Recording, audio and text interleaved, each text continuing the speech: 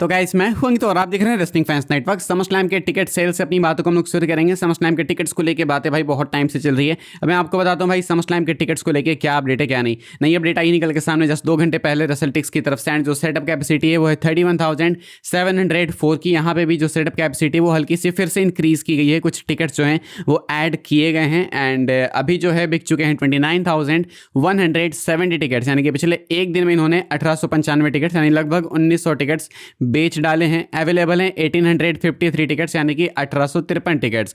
Night 1 की बात कर रहे हैं हम लोग बाय द वे। तो अब अच्छे खासे नंबर्स निकल चुके हैं। मुझे लगता है कि ये स्मैकडाउन आते आते यानी तो बोलो अगले रॉ आते आते पहुंच सकते हैं एंड सोल्ड आउट तो कर सकते हैं इतने टिकट्स को। बट मुझे लगता है कि 40,000 के मार्क को ये लोग टच कर जाएंगे। अगर 40,000 हो जाएंगे तो कह देंगे ये लोग कि नाइट 1 नाइट 2 दोनों कंबाइंड 80,000 की अटेंडेंस थी, इतना तो बोल ही देंगे। तो फिलहाल मुझे लगता है 40,000 तो कोई नहीं रोक रहा। आई थिंक 40,000 तो ये कर ही लेंगे। बाकी जो सबसे चीपेस्ट टिकट है फिलहाल वो है $76 की। तो आई थिंक अब प्राइस वगैरह भी थोड़ी ठीक ही है। हम लोग आगे बढ़ते हैं, बात करते हैं बिग कैश की। WWE के पास से भाई बिग कैश के लिए बहुत ही मेजर प्लान्स, बहुत ही ह्यूज होप्स लगा के लोग बैठे हैं। बिग कैश का टीजर आज मंडे नाइट रॉ में फिर से आता है। इनको तो ट्रीट ऐसे कर रहे हैं जैसे कि भाई पता नहीं कौन सा अंडरटेकर वापस आ रहा है, तो उनके फ्लैशबैक्स दिखा रहे हैं। ये वो अच्छी सी बात है। होप से इनके अपडेट है कि WWE वाले होप करते हैं कि बिग कैश का आना इनके लिए बहुत ही प्रॉफिटेबल होगा एंड इनको अच्छा खासा बिलीव है इस चीज़ पे। तो वक्त बताएगा कि एक्चुअली में ये चीज़ है या फिर नहीं। बट आई वांटेड कि भाई बिग कैश के साथ साथ एंजो अमोरे भी आए।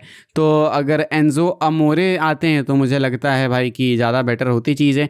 बट अभी तो ऐसा कोई दिखता नहीं है ट्रेस कि एंजो अमोरे भी आएंगे। बट आई डू थिंक कि हो सकता है कोई साइन मिले एंड मे बी आगे जाके एंजो अमोरे को बिग कैश ही लेकर आ जाएँ, या फिर अभी शायद एंजो अमोरे उतने फ्री नहीं होंगे। WWE वाले शायद उनको बाद में लाना चाहते हो। वी विल हैव टू सी भाई। लेकिन आई होप कि एंजो अमोरे एंड बिग कैश साथ में ही दिखें। आप चाहे तो दोनों को एक दूसरे के सामने तुम ला दो, या नहीं तो एज अ टैग टीम ही प्रेजेंट करो। But as a tag team ज़्यादा और फील होता है इनका। आगे बढ़ते हम लोग बात करते हैं सोलो सिकोआ की। सोलो सिकोआ के कैरेक्टर के ऊपर क्वेश्चंस किए हैं डेव मेल्ट्जर ने। क्या कहते हैं मेल्ट्जर वो मैं आपको बता दूं। कहते हैं कि सोलो सिकोआ जो है ना वो बहुत ज़्यादा लाइकेबल है नहीं एंड एक नेचुरल बेबी फेस नहीं है। यानी कि अभी WWE वाले सोलो को as a baby face present कर रहे हैं। आज मंडे नाइट रॉ में भी हमने देखा कि इन्होंने सेथ रॉलिंस को ऑफर दिया कि भाई मैं तुम्हें हेल्प कर सकता हूं जस्ट लाइक तुमने कोडी को हेल्प किया था।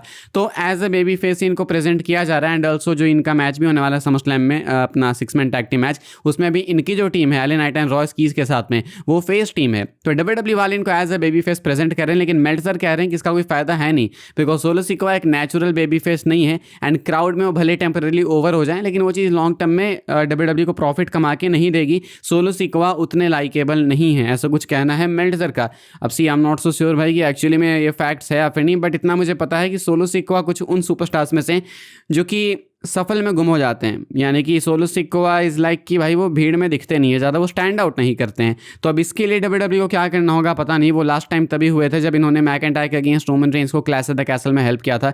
उसके बाद वो पहले वाली बात कभी सोलो में दिखी ही नहीं। एंड स्पेशली ये जो अब कोट वोट पहन के आते हैं फॉर्मल्स में, अब तो वो पहले वाली बात नहीं है। तो मैं बिल्कुल 100% अग्री नहीं करूँगा मेल्ट्जर से एंड मैं डिसअग्री भी नहीं करूँगा। सो इट्स समथिंग भाई जो कि ओवर द टाइम ही हमें शायद मालूम है, पता चलेगी। आगे बढ़ते हैं हम लोग बात करते हैं अपनी आखिरी अपडेट के बारे में। एंड एक चीज़ रिवील की गई है कि जो ब्रेकर हैं वो प्लान थे कि 2026 के रॉयल रंबल को जीतेंगे। अभी WWE अनरियल सीजन 3 आ चुका है नेटफ्लिक्स पर भी। मैंने कंप्लीटली देखा नहीं है भाई, ऊपर ऊपर से जो चीज़ें मैंने देखी है इंटरनेट पे ट्विटर पे वो मैं आपको बता रहा हूँ। कहा गया है अनरियल सीजन 3 में it was revealed that Triple H and the creative team decided to pass on Bron Breakker winning the 2026 Royal Rumble out of fear of him being shoved down fans throats.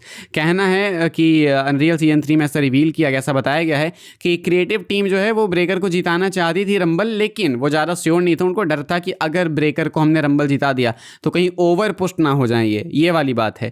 अब या तो बोलो कि Roman ने pressure दिया हो लेकिन इन्होंने दिखाया कुछ और है, पता नहीं, सच्चाई तो नहीं पता। लेकिन अनरियल सीजन 3 में भाई कुछ यही चीज़ें दिखाई गई हैं। क्या आप लोग चाहते थे भाई कि ब्रेकर जीते या फिर आपको लगता है कि रोमन रेंस का जीतना सही था? मुझे कॉमेंट करके बताना। फिलहाल भाई लोग इस वाली वीडियो के लिए यही कुछ अपडेट्स थी। आई होप आपको इन्फॉर्मेशन मिली हो तो वीडियो को लाइक कीजिएगा, शेयर कीजिएगा, सब्सक्राइब कीजिएगा। मिलते हैं अगली वीडियो में जल्दी ही, तब तक के लिए goodbye, thanks for watching.